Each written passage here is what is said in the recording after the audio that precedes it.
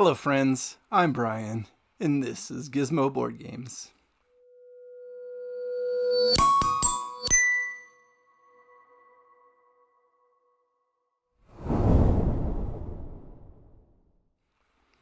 And today I am celebrating my 2-year anniversary of being a content creator on YouTube, and in that time I've got 270 some subscribers, so that's more than I expected, really. I mean, I was hopeful, but really I thought maybe my 10 family members would watch me, but 270 some people have chosen to hit the button. And if you like seeing board game content from a small, hopefully I'm not too off-putting, laid back creator who's been playing board games since 2014 or so, and really has grown in the hobby in the last few years, go ahead and hit the button below and join my channel.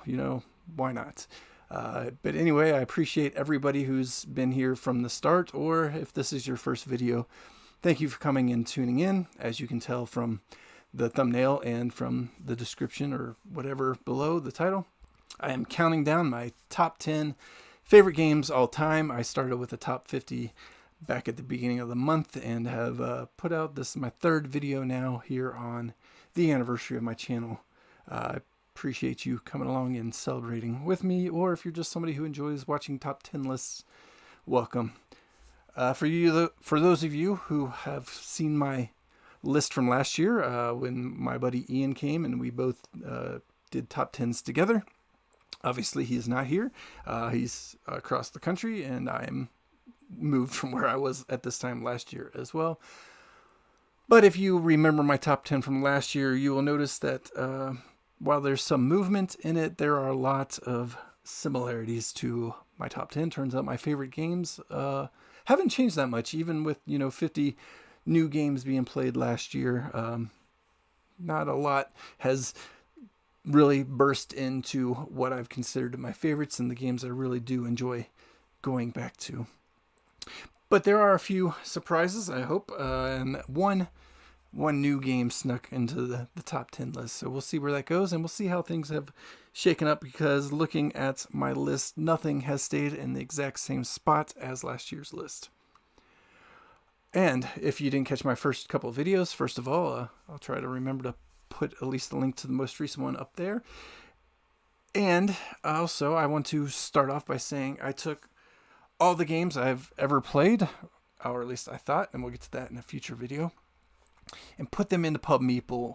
And then before I went ahead and took hundreds of different matchups and spent hours, comparing them as Pub Meeple has you do, I went ahead and removed a good handful of games that just really had no shot at cracking my top 200 or so, and that left me with 250 odd games going head to head. And then I chose which one of each pair at the moment, so that I did this a few weeks ago, which one at that moment would I prefer to play. That's all I did. Which one, if I were to pull out right now of these two, which one do I want to play? That's the one that got the pick. And after I did that hundreds of times, it spat out a list ranking them from 1 to 200 and whatever. And from there, I looked at the top 70 or so. And, I kind of went with my gut feeling at that point on, what, I don't know that game right now deserves to be in that spot. And this game's sitting at number, 52. I really think that one deserves to be in my top 50, and kind of adjusted things from there. I don't think I touched anything in my top 10. It was more about tweaking the things in like the 30 to 60 range, just to feel happy with, maybe I only played this game once and it ended up at, number 45 because it was something I'd played recently, but then, something else. I was like, wow, I really think that game deserves it more. Might have, flip-flopped into that spot. But that's all I did as far as changing things from Pub Meeple. And again, I don't think anything in my top 10 was touched. My top 10 is what it is, and like I said, it's pretty similar to last year's. All right, enough of me rambling. You didn't come here to hear me ramble. You came here for a top 10, so let's get into it. Number 10 was number 11 last year, so it's moved up one spot. I played it quite a bit in the last year because it's got a new expansion coming out with a solo module attached to it, and I've tested the solo module online thanks to Karma Games and Juju. I'm sure I mispronounced that. Apologize, but I have been part of the play testing of the solo mode a little bit for Clans of Caledonia, a game I really enjoy. It's my favorite economic-based game. A little bit of people on the map, and you're just really pressing your luck with how you're spending your goods and your money to try to get as much out of every round as you can. There are in-round goals. There's fighting over spots on the board, racing to get some harbor abilities. If you're close enough to the harbor to use those abilities, they can help you out along the way. And again, you're driving an economy, so you've got to get basic goods out, and you've got to get factories out to turn those basic goods into processed goods that you might need to complete certain cargo objectives. I don't remember exactly what they're called, but they look like little cargo cards. So you want to get all the resources needed to collect on those. And it's just a really tight, as people are buying and selling from the market, the value of the market changes. So you want to best play your opponents at driving the market, so that way you can get the most out of your sells and get the best value when you are ready to buy. So I really enjoy Clans of Caledonia. I really look forward to seeing the expansion come out to Kickstarter later this year, and hopefully the game will be on our tables with that new expansion by the end of the year. That also includes a reprint, because I believe this game has been out of print for a few years as well. So it's one that's kind of hard to get your hands on. But no worries, if you're interested in Clans of Caledonia, keep an eye out on Kickstarter. It is coming back later this year at some point. It was supposed to have come last year, but they're still tweaking and making sure everything's good with the expansion. So it hasn't quite hit yet, but it should be soon coming to Kickstarter. Clans of Caledonia, my number 10. My number 9 last year was number 8. So while Clans rose 1 from last year, this one has fallen 1 from last year, and it's a Stefan Feld, who's quickly become my favorite game designer. And this is my favorite from the Cities collection of the 4 I've played so far. I've got 2 more on the way. And then I believe the campaign is still going right now for number 7 and 8. If you're interested in the Queen Feld Cities collection games like I am, check that out at Kickstarter right now. I'm not sponsored by anybody, so that's just me talking. But anyway, my number 8 is Hamburg, my favorite of the current Cities collection games. I really do like Hamburg. It is a retake on the classic game Bruges, a city I love, a game I've not played, other than to say I played, the Hamburg restyling of it, which I believe takes Bruges and adds a bunch of the expansions and new stuff and a little bit of new tweaks to the game. From what it used to be, but a well-regarded game Bruges that I do definitely want to try because I enjoy Hamburg a whole bunch. It's a game where you're using 5 cards in a round. The color matters, what's on the card matters, the cost of the card matters, the money you have matters. It's just a game that is for me 100% because every choice you make matters, and you've really got to pre-plan the best you can, and there are going to be calamities you can only partially plan for, and they're going to affect everybody differently depending on how well you've prepared for them. That could potentially lose you all your money, lose you all your workers, or lose you, your buildings you've worked to build. So just a lot of great multi-use, multi-purpose, very tight action selection game that is one of my favorite Stefan Feld games, and obviously one of my favorite games ever. At number 9, Hamburg.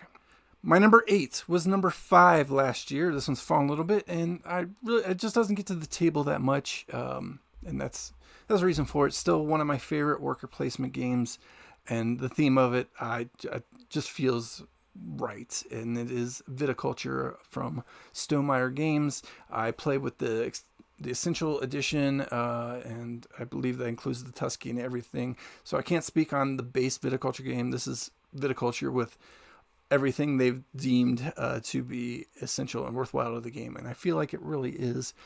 And I think one of the reasons this one fell a little bit is because I've actually been playing more of the Viticulture World cooperative game than I played the base Viticulture game.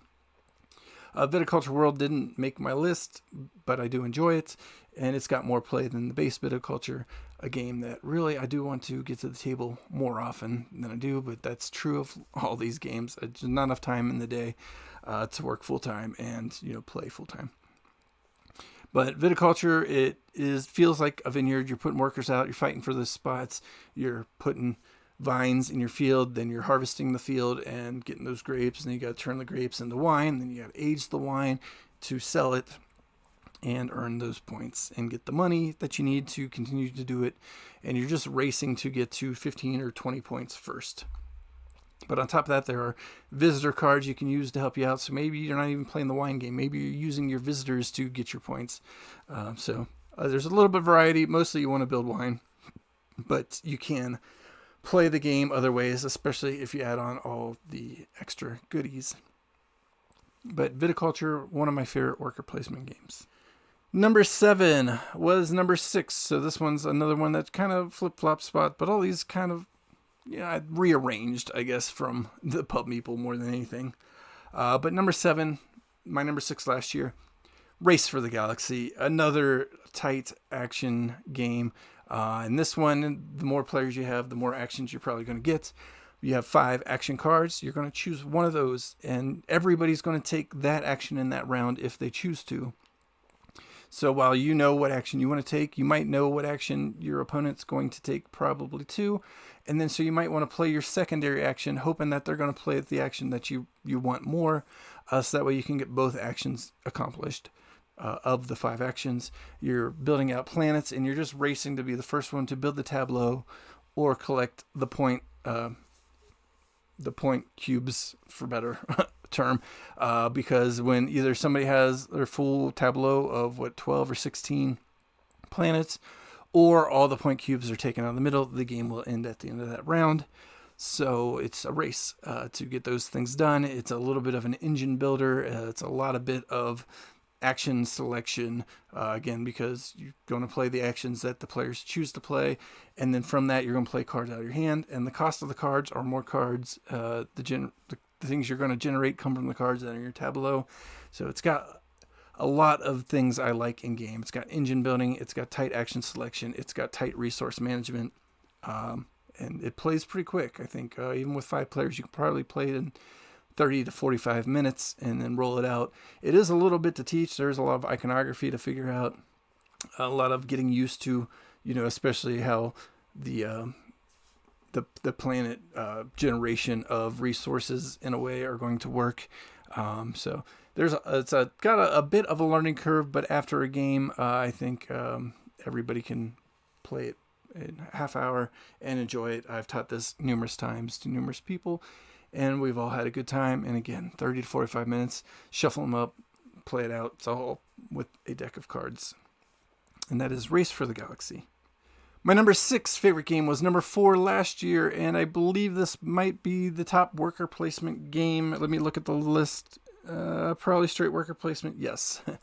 So this year, my top worker placement game is Russian Railroads at number 6. Worker placement, again, where it's just tight action selection. You're really fighting over the placement spots, and you're trying to build your trains out further and further down the track. And, they've got to go in order. So if you lose out on the spot that lets you move your front car ahead, you might not be able to do the next, planned action you thought you were going to do because you're stuck. And you got to kind of refinagle what you're trying to do. It's, again, another one where you're, kind of racing out to get to the spots on the board. You're managing, money. You can purchase items with the money, or you can use coins as another worker. So that adds that new aspect to a worker placement game a bit. It's a game that some people don't like because it's got some exponential point growth. Your first round might get you 5 points, and your second round gets you 20. Your third round gets you 110, and so on. But I kind of enjoy that. As your engine grows, you can directly see it grow from the points you're earning. I really like that aspect of the game. but it can get away from some players, with a little bit of bad luck or, not the best plan of actions. And I could see that being a negative, but I like it. Just one of my favorite worker placements, Russian Railroads. I want to get my hands on the Ultimate Railroads and all the expansions so that way I can enjoy various aspects of Russian Railroads. My number 5 is a little bit of cheats and a little bit not. Last year, it was considered number 31, and this year it fought out down to number 5, and part of that is because I decided to roll in the legacy games into being included as a pick for Pandemic. I really like the base game. It's a great game, great cooperative game. It really feels good to fend off a pandemic, as you can imagine. But even before that, I've always enjoyed Pandemic. It's always been one of my favorite cooperatives. It's one I pull out and teach to people quite often. Other versions of this have made the list in the past. Already earlier on this list in one of my past videos, you saw the what is it? Road to Rome. I can't remember it. The Rome one. But Pandemic, especially the legacy versions where you're playing through a whole year of scenarios and ripping up cards and adding things to the board and adding new rules slowly. It's just been a blast to play through the legacies and the regular Pandemic. I still play it on my phone from time to time. I got rid of my hard copy a little bit just because I wasn't pulling out as much as, the legacies and some of the other offshoots of Pandemic, but that's no fault of Pandemic. It's a great game. It's continued to develop these additional versions of Pandemic that have been a lot of fun. And so Pandemic / Pandemic Legacies / whatever you want to call it, as my favorite cooperative game, falls to number 5 from number 31 last year. My number 4 is a bag builder game that I really enjoy, and it was number 3 last year, so it's still right up there in the mix of my favorite games of all time, and I wish I could play it a lot more. It's Orleans. Again, bag builder. You're pulling, a number of things out of the bag, people from the city of Orleans, of various trade skills, and then you're going to place them on your player board and use them to gain additional tradespeople or actions, goods, whatever, depending on where they are on the board, and then how you activate them in turn order. It's a bit of a race towards contributing to the general good, racing around France, gathering goods from the board and claiming cities and villages around for points. You're racing up various tracks to try to, acquire villagers that are going to score you, and it's just a lot of good thinkiness in a bag. And I like deck builders, I like bag builders, I like the tightness of actions and the thought that goes into trying to place them out the way you need to acquire more of the types of workers you want in your bag before they run out, and then being able to utilize them in hopefully the best way to score the most points before the end of the game. I just really enjoy Orleans, and it's bag builder, deck builder. Those are my style of games.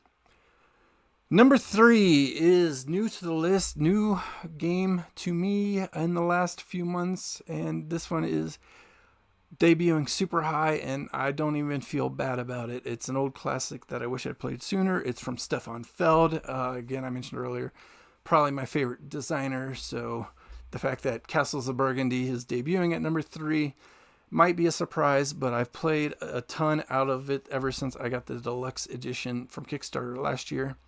I've just really enjoyed it.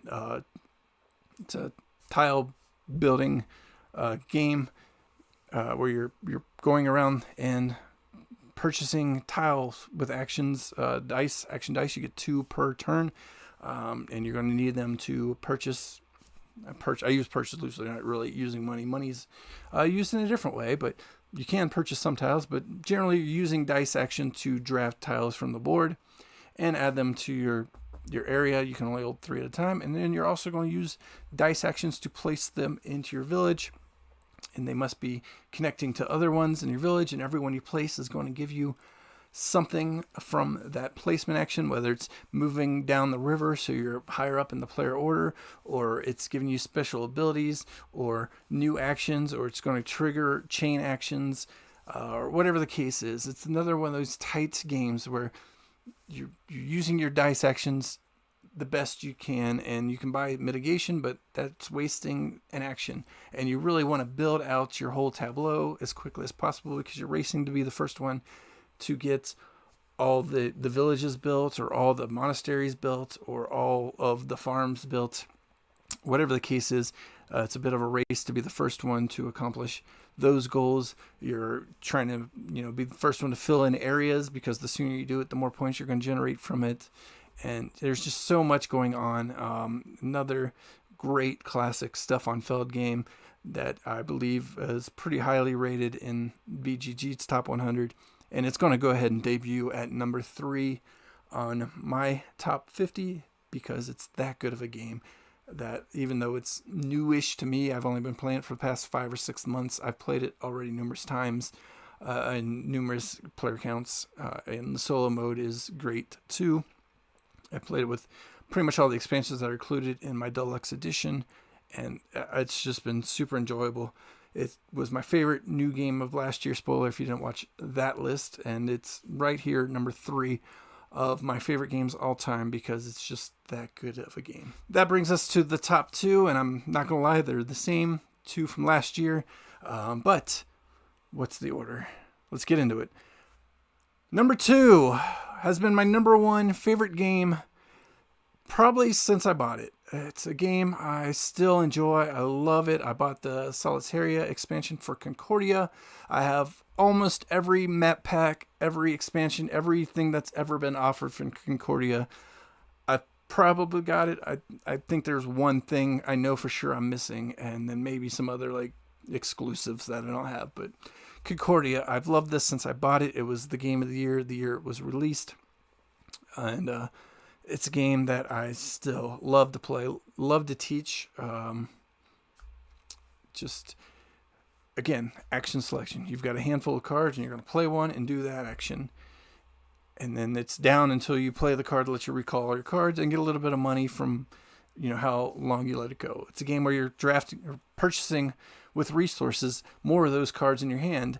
And those cards are multi-use, because not only are they doing the actions, but at the end of the game, they're going to help give you scoring modifiers. The more of certain of the gods you appease for doing what they want you to do, the more you're going to get multipliers for those points as well at the end of the game. So you're racing to purchase those cards. It's tight map, because you're racing to get your villages out to start getting them to produce for you. During production actions, you're going to get goods that way, but you've only got a storage space for so many of them, so you need to get more of your storage space freed up by placing more villagers and ships out on the board to move around that board for you. The more of them that are out, the further you're going to get to move with your move action. There's just so much tight, thinky juiciness in this game, again, because you're only going to be able to take one action a turn, and those come from your hand, and once it's on the board, you're not going to have it back until you recall it back. So you might want to go out and explore the board more and more and more, and get more and more villages out, but until you get more of those cards in your hand, you're going to have to do less of it. Not only that, but you're not going to have the resources and money unless you do things that get you resources and money. So it's tight action selection, tight resource management, tight board management, race to get action cards, race to try to do the best you can to get points on the board. I've loved Concordia since the first time I played it. It's been my favorite game for probably 7-8 straight years. And it was my favorite game last year. But last year there was a game that came out and just blew my mind, and I hadn't played it but a handful of times, and I knew I loved it from the moment I played it, and I wasn't sure if I was going to come in at the one spot. And last year I couldn't justify it, but this year I'm going to justify it. My number 1 game of all time right now is Ark Nova, a game, again, that's tight action selection management, tight, not really resource management, a little bit of resource management. more money management, building your zoo tableau, and getting it to work for you. It's a game that you're always going to have to manage the board state because while you might want to play towards a certain strategy of, say, primates, you might never see primates again for like 4 or 5 rounds. So you've got to always adjust on the fly and be ready to make what cards are available work for you instead of trying to play towards a specific strategy. But yeah, it's you're managing resources, or managing your money, and trying to build the best zoo tableau that you can to help get more and more resources, more and more out of your actions. And the main crux of the game is going to the conservation projects, because that's how you're going to best end the game, because the game ends once your conservation track and your ticket track cross, or once somebody's does, and then everybody's going to finish out the round and score for their end game goals and their final tableau. And it's a game that it's hard to talk about. I just want to play it, but I really enjoy Ark Nova. It's a game that quickly rose up BGG Top 100, and I feel like deservedly so. I know some people give it a bunch of flack for being a new game that immediately popped up, but for me, from the moment I first played it, I knew I loved it, and I will always play it. I will always teach it. I will always want to pull it off. I've recently got the new expansion for it. I haven't actually gotten that one tabled yet. Shame on me. I've had it for a couple months now. Mostly because I'd rather table it with other people than to table it solo. The solo mode inbox is okay. It's kind of a race to score. You only get so many actions before the game's over, and that's it. The Arno expansion that is user created for solo mode is much better, but I don't know if that one's been tweaked for the new expansion yet, so I just haven't put it on the table solo, and I haven't had the chance yet to teach it to somebody new or to bring some returning visitors to play it again with me.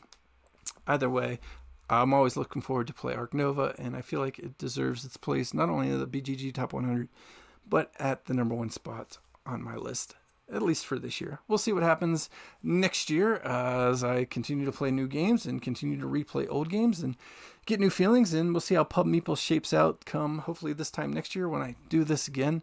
And if you want to see that, go ahead and subscribe below. Give me a thumbs up if you like this video. I really appreciate you following along, and go ahead and let me know what you think in the comments below about my top 10.